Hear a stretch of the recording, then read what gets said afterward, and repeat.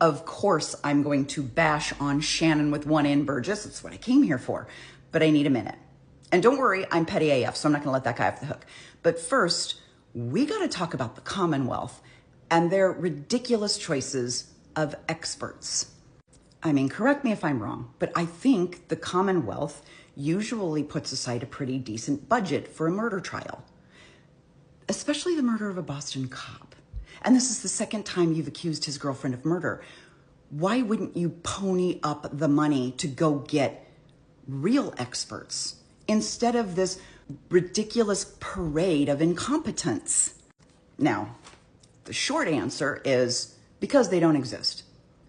It's hard to find somebody who is reputable and credentialed and honest who will come in and try to spit shine this piece of horse manure that the Commonwealth has put forth. I'm sure most of the experts they go to, they look at this and they go, with this data, no thanks. I still have to work in this industry, so I am not going to come in with this little shred of information you've given me and come put my reputation on the line. But what the Commonwealth gives us is a group of people who have questionable expertise, manufactured educational background, they clearly have ulterior motives, and they use methodologies that aren't commonly used by the forensics community. Alessi talked about it yesterday. It's the whole confirmation bias. If I can give you this one thing, can you prove to me that this revolves around this one thing? They all bite because they're not the most sought after experts in their field, and they've got to take business where they can get business. In another video, I mistakenly referred to Burgess as Dr. Burgess because I heard another TikToker say that, and shame on me, I didn't even go double check because why would I? I just assume if you're being called forward as an expert, that it seems likely you might have a PhD. But Shannon with one N doesn't even have a bachelor's degree. But this isn't the end. Hank has another witness he's bringing forward, a man by the name of Judson Welcher. Now, I swear I heard Hank when he was giving his impassioned argument for allowing this report to come in, that I think he referred to Welcher as Dr. Welcher. Go back and listen to it. Maybe I'm hearing things, but I'd swear he called him Dr. Welcher. It's possible, but according to the Aperture website, or according to the Aperture site, like his profile on the Aperture site, he's just titled the Executive Vice President of Accident Reconstruction and Biomechanics. My God, I hope his CV is in order, because that sounds like a whole lot of fancy stuff that Alessi's going to want to dig into. Did Hank think that he was getting a much more credentialed witness than he really did? Like, who screened these guys? But the best part, I was so angry last week when Hank presented this new report and this new timeline, and he had the audacity to ask Judge Bev kind of for this rebuttal tactic. Hank Brennan is usually a defense attorney, and he's used to getting the last word. And it's a beautiful thing to watch the prosecution lay out their whole case, and then the defense comes in and just gets to absolutely dismantle it. Well, Hank has a really hard time with that because he can't stand watching his story be deconstructed like that.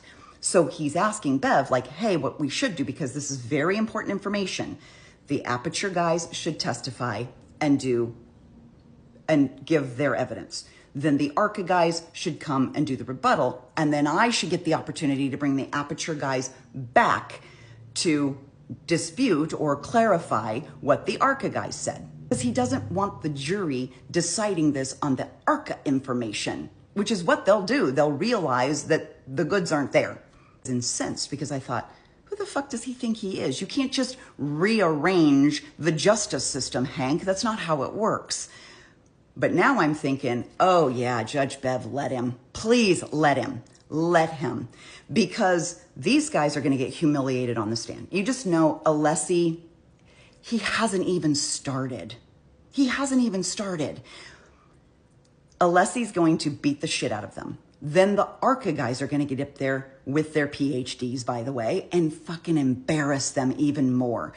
And if either Welcher or Burgess want to come back after that, which at that point they might be like, I'm not going back in there. I'm not going back in there.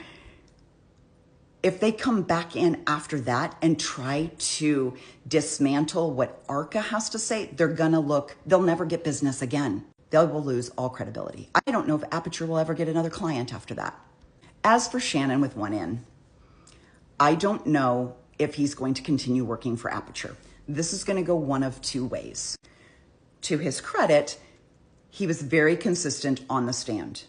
This CV says my degree is still in progress. This CV says my degree is still in progress. I've never said I have a degree. I've never claimed that. I've always said that I'm still working toward it. Slowly but surely, I'm working toward it. But the website and his LinkedIn are places where it says that. Now, Aperture can cut him loose by just simply saying, you know what, he defrauded us too. All this time we thought he was credentialed. All this time we thought he had a degree. He lied to us too. We're going to cut him loose, falsification of application or whatever. They can get rid of him very easily. Or they could stand by him. They could say, we knew the entire time he didn't have a degree. And we're okay with that because some people are just built smarter. Some people, it comes natural to them.